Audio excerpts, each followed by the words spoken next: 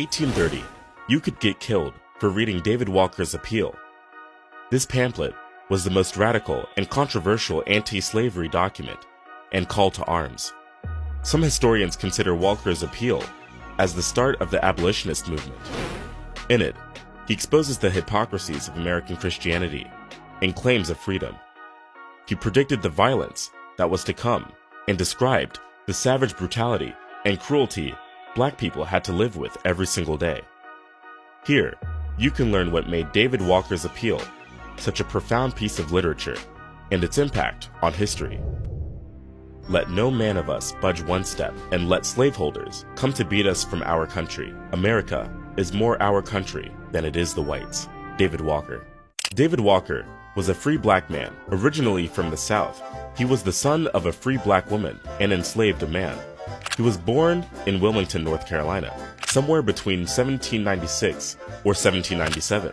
Because his mother was a free woman, Walker was also free, as the law at the time allowed newborns of free Black women to live as free people. However, this freedom didn't protect him from witnessing the shame, humiliation, and brutality of slavery. When he was very young, he watched a traumatic event of a son being forced to whip his own mother until she died. For a while, he traveled around the country and eventually moved to Boston in 1826. Life for Walker was somewhat comfortable, but not perfect. He was a self-taught clothes dealer and made a living in his clothes shop on Brattle Street. Despite being a free Black man, he was still subject to discrimination. During this time, Black Americans were treated as less than human. Walker decided it was time to act. By spending time in Boston, he made important connections with Black activists. He took part in institutions that condemned discrimination in the North and slavery in the South. Walker often made contributions to the Freedom's Journal, which was the first African-American newspaper in the nation. By the end of 1828, Walker was the leading spokesperson against slavery in Boston. Since he couldn't print out the book as a white writer could, he had to use any means necessary to get the message across. In September of 1829, thanks to his trade, Walker was able to stitch copies of his pamphlet into the actual lining of clothes. Walker's shop was situated near the waterfront, which meant he would often make clothing for sailors. He used this to his advantage and sewed copies of his pamphlet into the sailors' clothing. After reaching the South, the pamphlets were then distributed across the region. To make this possible, Walker had the help of different contacts scattered across the South. The appeal sparked quite a controversy. To the slaves, his words were eye-opening and uplifting, triggering hope and a sense of pride. To the slaveholders, his words were horrifying. Whites introduced laws that banned Blacks from distributing anti-slavery literature and forbade them from learning how to read. Whites even put a $3,000 bounty on his head and $10,000 to anyone who would bring David alive. This was a lot of money, which made Walker a popular target. Everyone in his close after his death, David Walker's words and literature continued to resonate. What did David Walker write in his pamphlet that made it so controversial? David Walker's Appeal is a work designed to inspire a Black nationalist ideology. It focuses on self-liberation, self-improvement, and a call for revolt against the oppressors.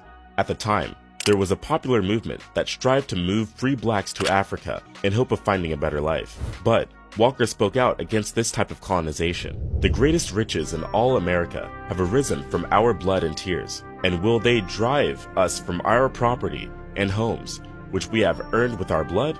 They must look sharp, or this very thing will bring swift destruction upon them. David Walker. At this time, Christian slaveholders used the Bible to justify slavery. Since the Bible represented the will and mind of God, slaveholding wasn't just justified, it was also moral and recognized as such in the Holy Scripture. David Walker called this ignorance.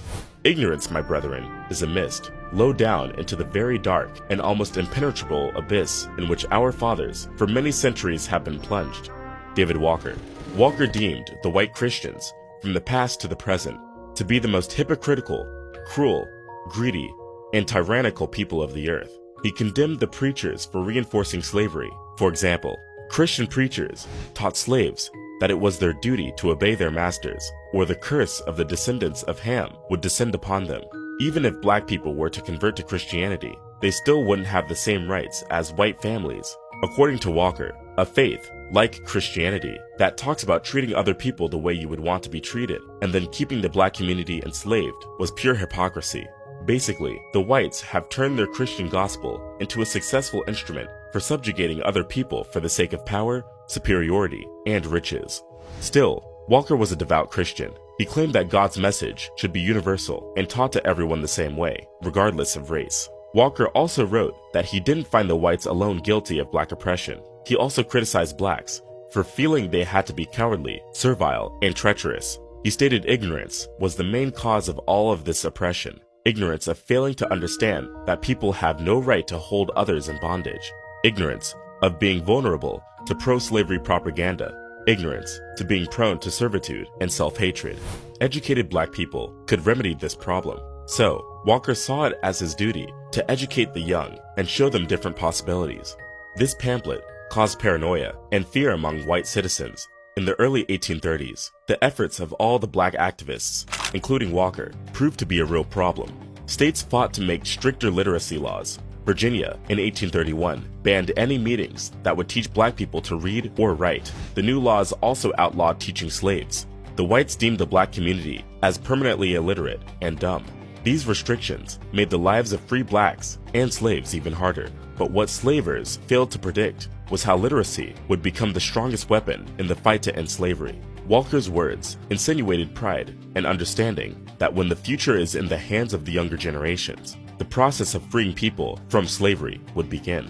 Despite the numerous obstacles and consequences, enslaved people continued to learn how to read. Many enslavers might have supported this, as the enslaved often helped with sophisticated work, like managing operations. So even though slaves didn't have formal education, they could still pass on their knowledge to the youth.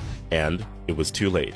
The black community was already spreading anti-slavery ideas, mostly through the written word. The more educated people were, the easier it was to raise the consciousness and critical thinking. It helped them break away from the constraints of the human mind and fight for life from a completely different angle. With the years that followed, the view of slavery drastically changed. Although it started from small efforts, like those of David Walker's appeal, the fight for freedom spread like wildfire, engulfing the nation bit by bit.